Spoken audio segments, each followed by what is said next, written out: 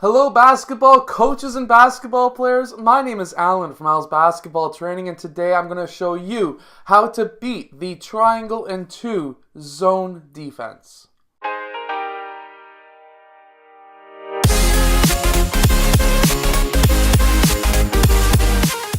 So to start, my name is Alan from Al's Basketball Training. On this channel, if you're new, I show you basketball plays, drills, and skills. So if you like that stuff, hit that like button and subscribe. But anyways, so today I am going to show you some ways that you can run, or some plays that you can run, that you can beat the triangle and two zone defense. But first, what is the triangle and two zone defense?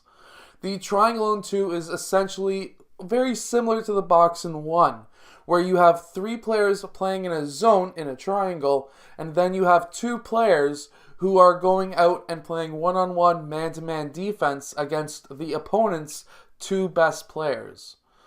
So the way to beat them, there's two different ways you can go and attack this. You can go and try and get your two best players open by using the other players on your team as screens to get those players open, or you can utilize your other players who are maybe not your best players to be able to score.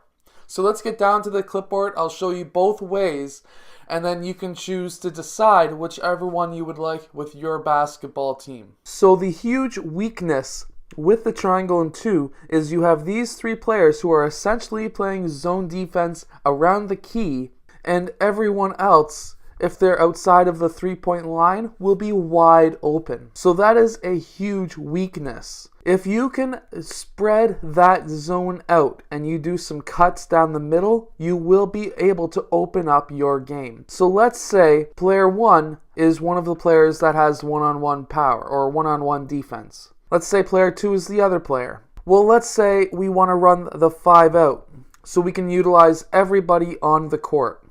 Right away, you see that player 3 is wide open. Player 3 red might be starting to kind of go over to this elbow, but should be explained that he cannot leave that zone.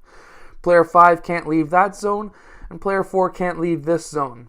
Now, the issue with this is we have a lot of players out on the wings who could be wide open. So this is why I personally don't run the triangle and two zone defense.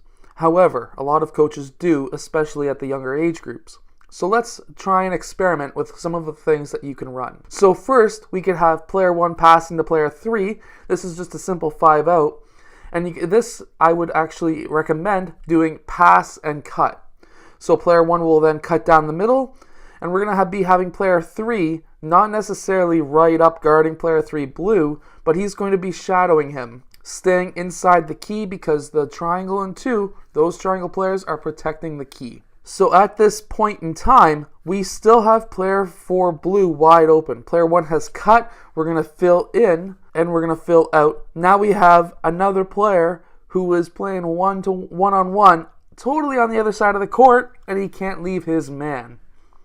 So now this is leaving many players open, namely player 5. He is absolutely wide open. If he can shoot the ball, we can now lob him the ball for the three-point shot. If he can't, well, let's say he cuts down towards the middle. That's now an open lane where he could cut down to this corner, and now he could be open to pass out to 4 for the three-point shot. Always look for those opening cuts, especially against the triangle and two. Now, if player 3 was to pass to player 4 red cannot go all the way out to guard him. If player 4 can shoot, give him the ball to shoot it. If not, player 3 needs to now cut towards the rim. Now, player 2 is going to fill, player 5 is going to fill, player 1 is going to fill, and player 3 is going to cut out. Now, when he is cutting, he may be open for a layup. This is, in my opinion, the worst organized defense that you can run if the opponent knows how to play against it. We now have a double team on player 2, or at least very close to what could be a double team on player 2. But we still have player 5 wide open up top. This could be a pass to player 5. If the defense knows what it's doing, it would be guarding player 5 for the long pass, so that might not be open. However, what we could have is player 5 cutting down the middle. That could be an option. We could have player 5 cutting down the middle. that would then collapse these players in, leaving 3 and 4 open, wide open, all over again. But now with him cutting down the middle and he has the ball, these players could be cutting baseline. And that would be an easy layup for these players if they could hit layups. Now against a triangle and 2, I always recommend going 5 out. If you see a triangle and 2, always go 5 out. Never do anything else, just 5 out. But there are ways of getting your players open. You can and you are able to do dribble handoffs. If there's a dribble handoff with the player who's being guarded one-on-one, that now frees him up and players will be scrambling. Player 3, because player 2 is wide open, player 3 needs to get up on him, especially if they're playing good defense. Well, now what's going to happen is player 5 could roll towards the middle. This is going to be a double team, and look who's wide open. Player 5 could get the ball. He's going to cut down. This is going to collapse the defense.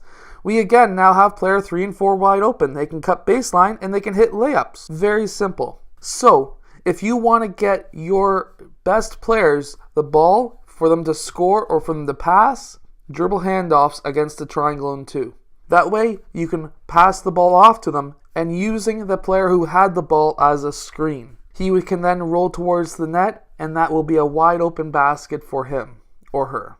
Also, when you are able to attack the key, this whole area right here, you are able to then have players cutting baseline and they should be open for layups. Now, being open for layups is very important, especially if you have a younger team who you may only have 2 really good players. So if you have 2 really good players who can shoot and the rest of the team can't shoot, that's maybe why they're playing a triangle and 2, your team can definitely hit layups. And if you can start getting the players who are not being guarded layups, this will then change the whole strategy for the other team, and they're going to have to change their strategy halfway between a game so that they can beat you. And that is the main thing when the opponent is playing a type of defense which should, in theory, be able to shut you down. That is why I always run the 5 out against the triangle and 2. I have seen it many times at the younger age groups, especially up here in Canada, where you may only have 1 or 2 really good players. And I'm talking about like the younger players who are like under 10 years old or under 12 years old. You may only have 1 or 2 good players. If you can run the 5 out, and at the younger age group, I always recommend running the 5 out. Don't do anything, especially if you don't have a team that is like AAA, one of the top 40 in the province. I would be running a 5 out. I would be killing teams, especially if they're playing triangle and 2 on me, by just running simple 5 out plays, pass and cut, or pass and dribble a handoff, that kind of thing. Anyways, I hope that you have enjoyed today's video. If you have, hit that like button and subscribe. I definitely hope that this helps at least 1 or 2 teams out there. I hope maybe even more. Anyways, I hope I get to see you guys again tomorrow because I do post new videos every single day. So I will see you guys again tomorrow. Have a great day. Basketball players, are you looking to jump higher? If you are, there's a book in the description called the Jump Training Book that is going to help you just like it has helped many other players. Hello, so if you have liked this video, click over here to subscribe, or maybe over here, depending on which side I put it on. I don't know yet. Anyways, also the opposite direction or the opposite side is another video you may like. So I hope to see you again in one of those next videos. Yeah.